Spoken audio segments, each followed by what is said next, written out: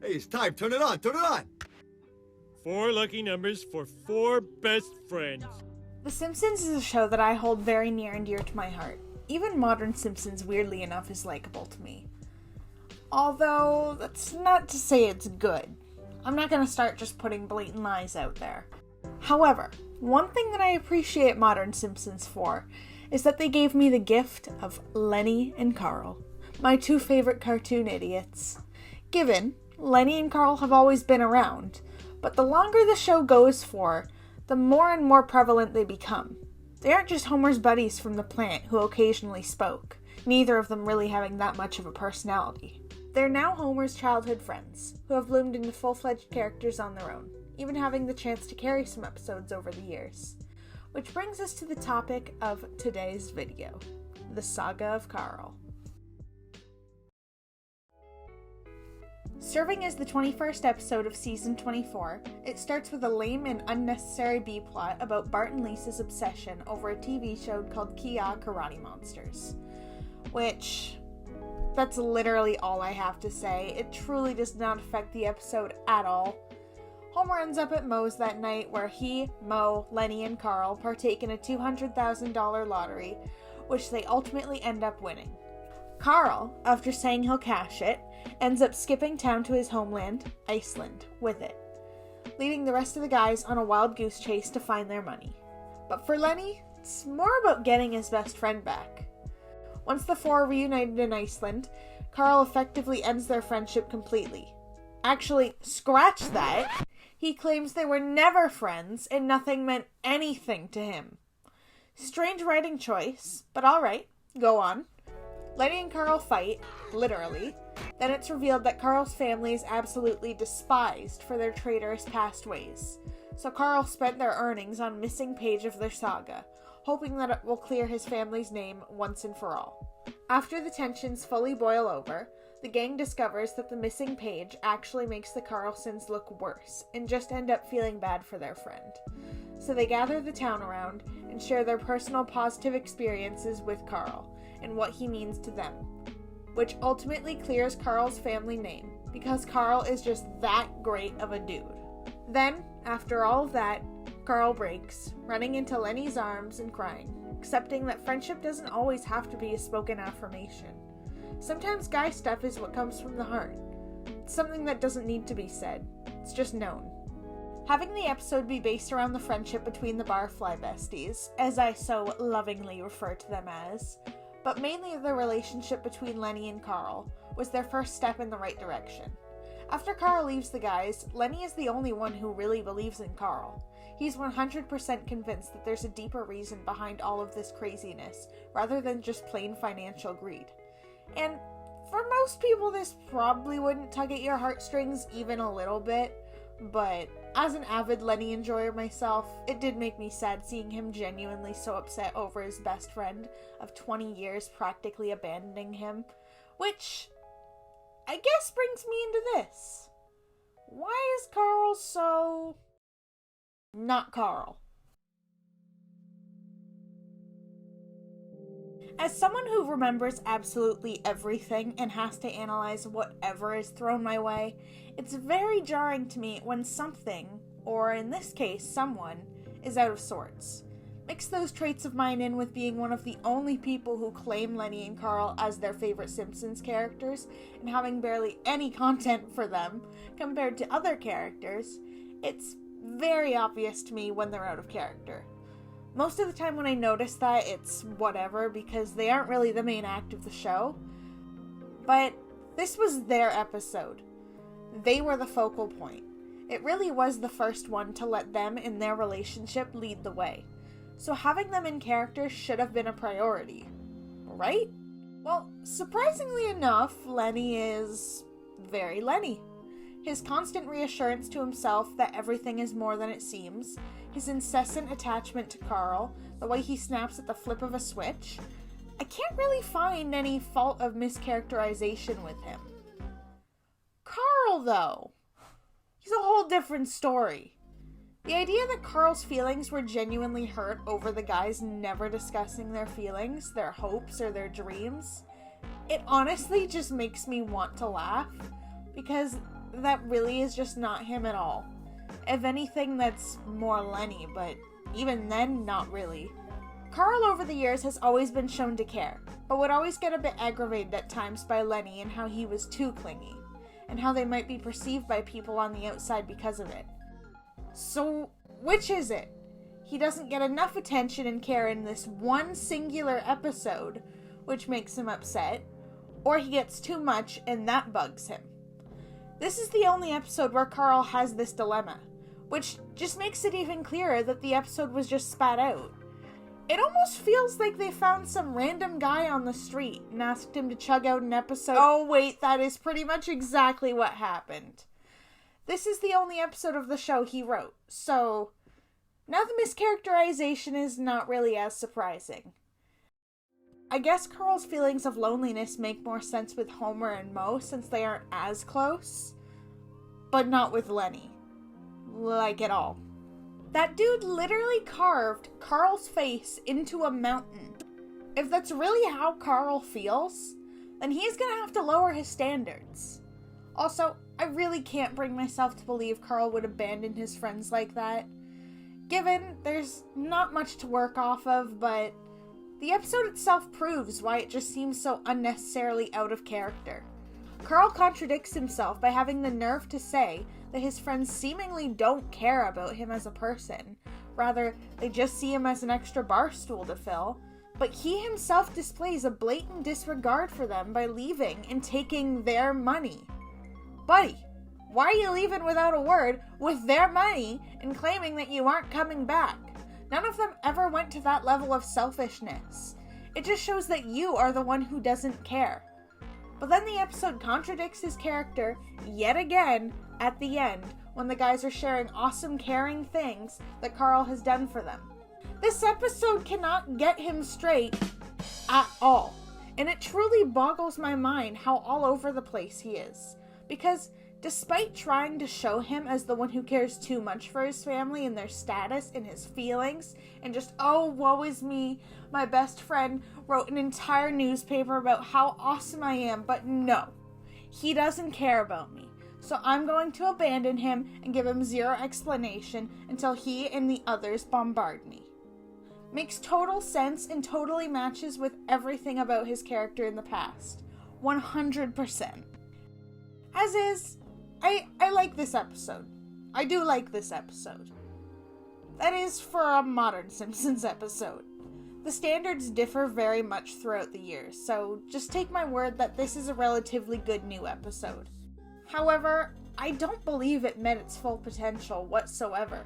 It sucks that the episode ended up technically subpar in the grand scheme of Simpsons. Because, I mean, it's Lenny and Carl. I love those guys. Especially Lenny. I feel like they deserve something much more thought out, but I gotta take what I get when it comes to Lenny and Carl content, I guess. However, no matter how much I try to enjoy this episode, there's just this question dancing around my head of, what if? What would have made it better? How would things have played out if it had been in the hands of someone like John Vitti or Nell Scoville? Hope I said those names right. I don't know. If this episode came out during the golden age of The Simpsons, would it have the potential to be one of the greats? Simple answer? I think so.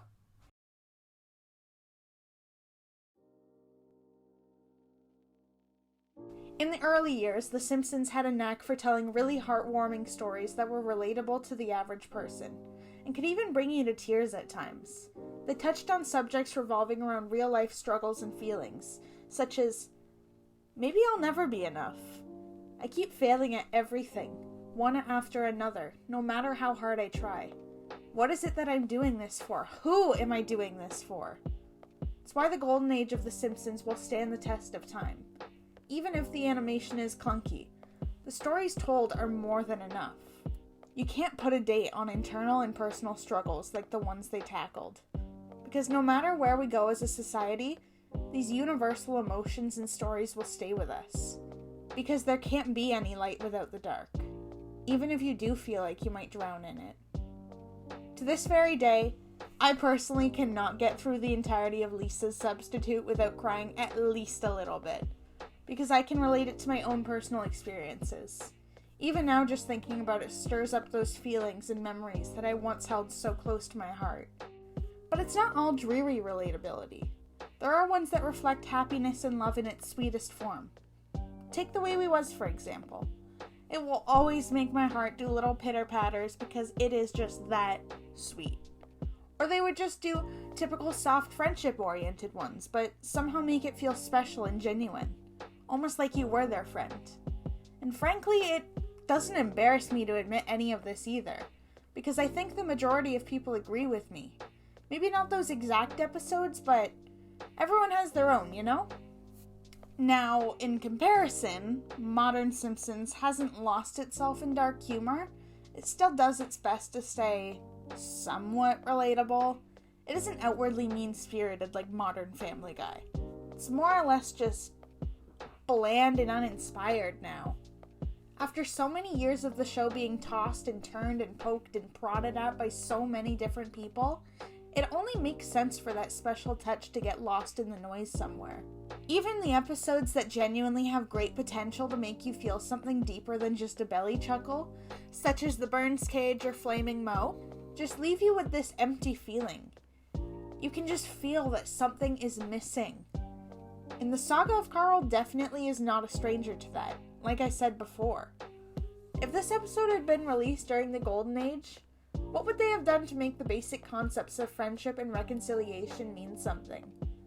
Well, I think it would be fun if we used our imagination and created our own version of the Saga of Carl, and how it possibly could have played out if there was genuine care and time put into it. For starters, I don't think there would be a B-plot at all. I think they would have scrapped that idea completely, opting to place much more time and effort on developing the motivation behind Carl escaping to Iceland. And they would have made his reason understandable and believable. I mean, Lenny and Carl are always together, to the point where people in town and the fans of the show all agree they have something more going on. They're each other's other halves. Carl's the Bert to Lenny's Ernie. So it would make sense to show us Carl getting progressively more and more self-conscious about himself and where he is at this point. Because, is he just living his life as one half of a person? Carl could have decided he wants to return to Iceland and find himself again. Find the he that he had been before he was just Lenny's other half. But rather than leaving without a single word, he could just make up some stupid excuse. Lenny probably would believe anything he says, and then he could just head out. It's not that hard. Once he gets to Iceland, it could show him doing all sorts of fun things and just enjoying his peace back in his hometown with his family. I think that would have been really nice to see, especially since we don't know Lenny or Carl's backgrounds very well. It could have really developed them and made them really matter to people earlier on in the show. After spending some lovely time away on his own, Carl could suddenly be surprised by the other guys who decided to pop in and see how it was going. Now this is where a realistic and properly set up conflict could grow from. We have seen throughout the episode a bit of tension growing on Carl's side of the friend group. So when they show up without warning, him blowing up and saying he wanted to be left alone would feel real and earned. This, of course, would be the breaking point where he tells Lenny specifically that he lied and left Springfield because of him and their friendship, and how he felt like he was drowning in it. That they were all people knew about him, all that he knew about himself anymore because of that fact. Lenny, of course, would feel hurt and ask him why he lied, and why what everyone thinks matters so much to him. His soft interrogation wouldn't get him anywhere, though, because Carl would simply hit him with, "If you really care about me, you will let me do this on my own. You would just leave me alone.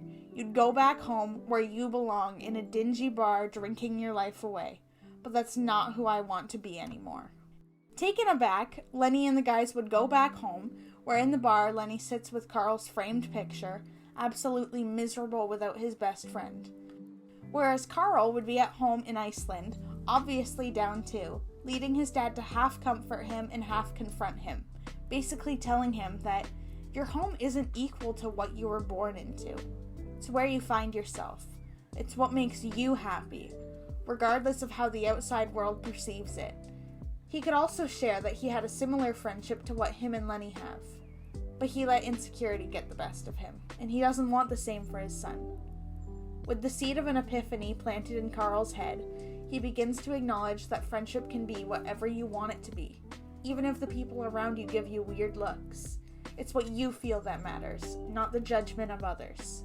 Back in Springfield, Lenny and the guys could be reminiscing about all the fun they had with Carl, which just pushes Lenny to his limit, running out of the bar and to his car, being followed by Moe and Homer, who are both immensely confused and yet intrigued at the same time. So they of course go along with it. Eventually, they find themselves at the airport, where Lenny plans to fly back and get his friend back, no matter the cost. But once there, they see Carl standing there, dumbfounded faces all around. Slowly they walk towards each other, and apologize quickly at the same time for whatever they feel they did, which just leads to laughter like usual. A reconciliation is officially made by the besties, yada yada yada, followed by a hug between the two, which Homer and Moe, of course, join in for. I get that probably wasn't worded very well. I kind of came up with it on the spot for this video, but I think the inner conflict Carl would be facing in that situation would make far more sense and connect to the main theme of the original episode. Friendship.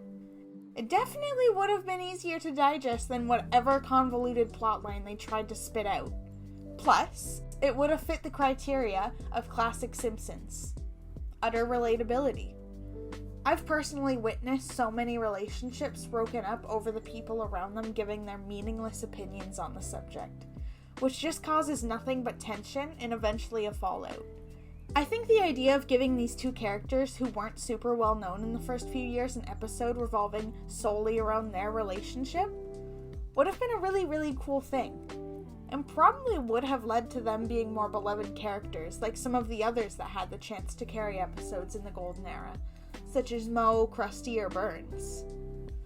Alas, what's done is done, but having months and months in lockdown gives your brain a lot of time to come up with all sorts of ideas, even if no one really cares to hear about it. But I genuinely do believe that this episode could have been something extremely special if it had been handled with proper thought and sincere care. But I guess it will forever just be another one of Modern Simpsons' failed attempts of recreating that feeling of just feeling something. Unfortunately, the Saga of Carl will always just be a case of the right concept, but wrong time.